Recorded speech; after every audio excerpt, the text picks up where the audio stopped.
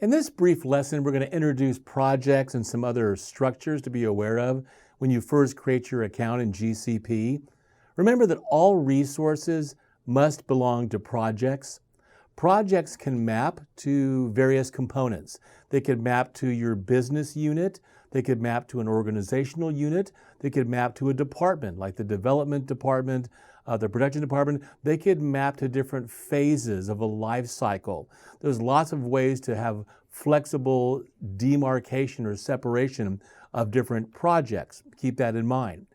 Resources that are deployed within one project can communicate with each other without needing a gateway. There are region and zone limitations, however.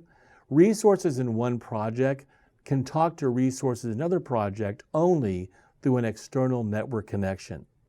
Here you can see a screenshot of that original project info. For example, this was my first project. You can see it has a unique project ID and a project number.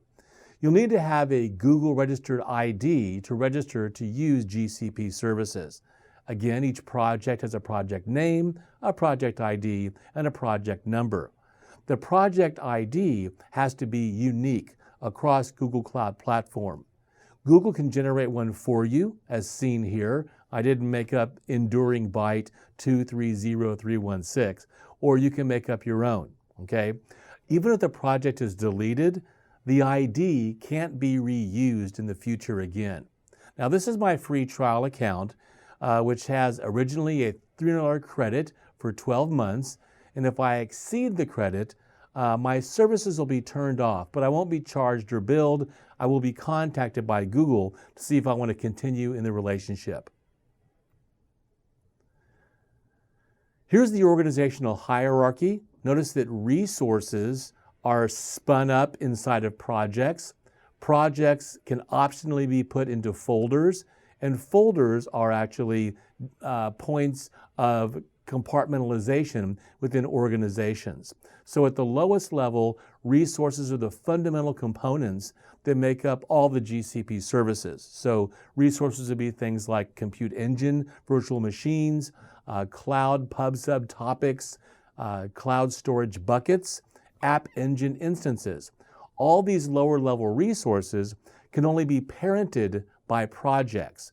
So projects represent the first grouping mechanism of the GCP resource hierarchy. GCP resources are organized, as you can see here, hierarchically, starting from the bottom all the way up, okay? All resources, except for organizations, have exactly one parent. The organization is the top of the hierarchy and does not have a parent object. The organization resource is the root node of the GCP resource hierarchy, and all resources that belong to an organization are grouped under the organization node. This is going to provide central visibility and control over every resource that belongs to an organization. An organization resource consists of the following: an organization ID, a display name, a creation time and last modified time of the organization, and the owner of the organization.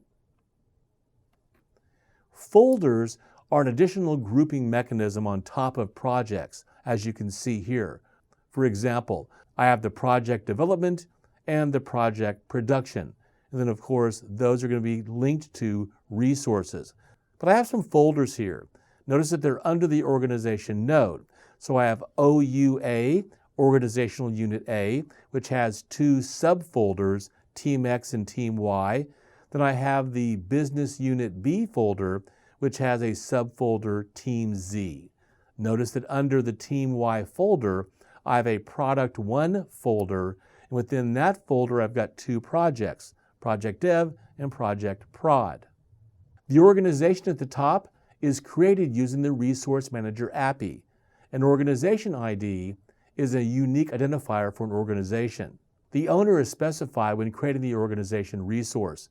It cannot be changed once it's set, and it's basically the G Suite customer ID that is specified in the directory API. So to wrap up, the GCP resource hierarchy for most organizations includes an organization resource and folders and it allows companies to map their organization into GCP and provides logical attach points for access management policies, specifically Cloud IAM, and organizational policies.